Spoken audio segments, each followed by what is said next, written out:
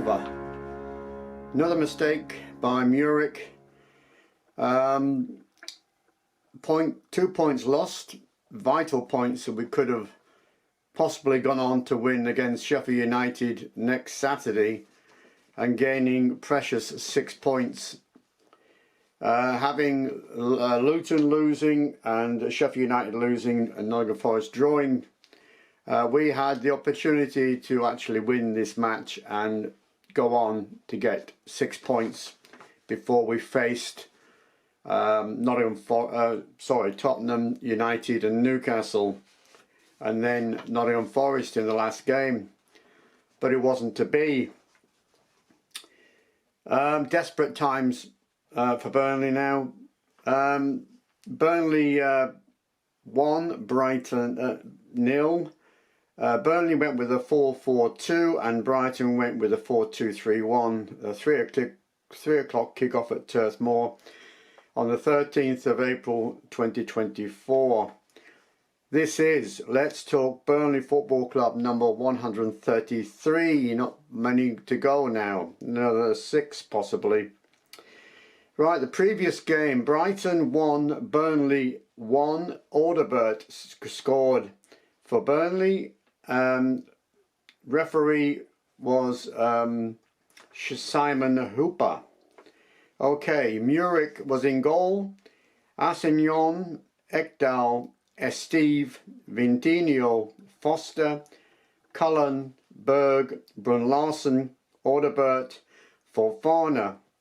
And your substitutes were Trafford, Taylor, Goodmanson, Brownhill, Rodriguez, Benson, Amdouni, Tresor and Mesengo.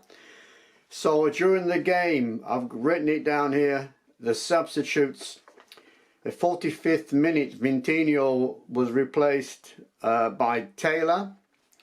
Fofana on the 62nd minute was replaced by Rodriguez. And in the 67th minute, Ekdal was replaced by Brownhill. And in the 86th minute, Larsen was replaced by Tresor. So, in a game of few chances, Burnley had the better of them in the first half. Brun-Larsen missed a tap-in. Fofana could not connect from a pass from Alderbert. That was 2 goals that we could have had in the first half. Also, Burnley were denied a penalty after a clumsy foul on Alderbert. And in the second half, Rodriguez went close. The Burnley defence was solid throughout. They did a very good job, but Brighton were not a good opposition, really. They weren't playing that well at all. The goal by Brownhill in the 74th minute was a fortunate one, a rebound from the goalkeeper, but he did actually chase the ball and connected, so Burnley deserved that one. But then the own goal by MURIC, don't know what he was thinking. He probably took his eye off the ball. From a pass back in the 79th minute, it wasn't long after Burnley has scored. I mean, we were looking at a victory. Well, this was not what Burnley needed. So the full time was 1-1, very disappointing. So your full-time stats, Burnley had 44% of the possession. They had 11 shots, 3 on target, 4 corners and 18 fouls, a lot of fouls. And Brighton's stats were 56%, 20 shots, 8 on target, 5 corners and 8 fouls. So now the table is looking like this.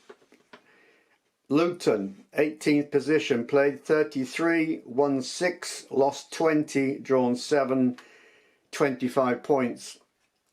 19th position, Burnley, played 33, won 4, lost 22, drawn 8, points 20. So we're about 6 points from safety. So we got Sheffield United, hopefully 3 points, and Nottingham Forest, the last game of the season.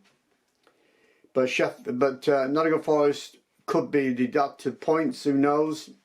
Could put them in a position where they are in the actual bottom 3 at the time, or even after the actual final play of the Premier League, they could be deducted points. So let's see if Burnley can get 6 points from those 2 games.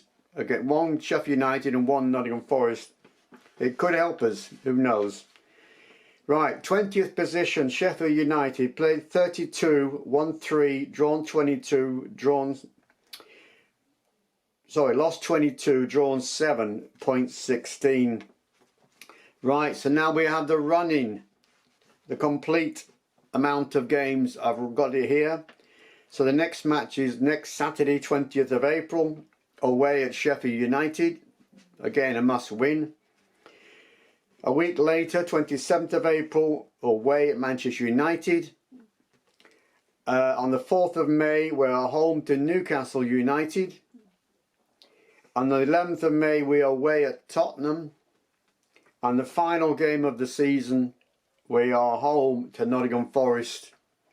So as I said before, possible 6 points coming up. But we must win. We must win these games. And possibly even get a draw against the rest, which I doubt. But you never know.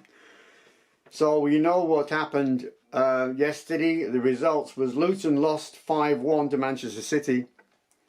Nottingham Forest got a draw against Wolves 2-2, and Sheffield United lost 2-0 to Brentford.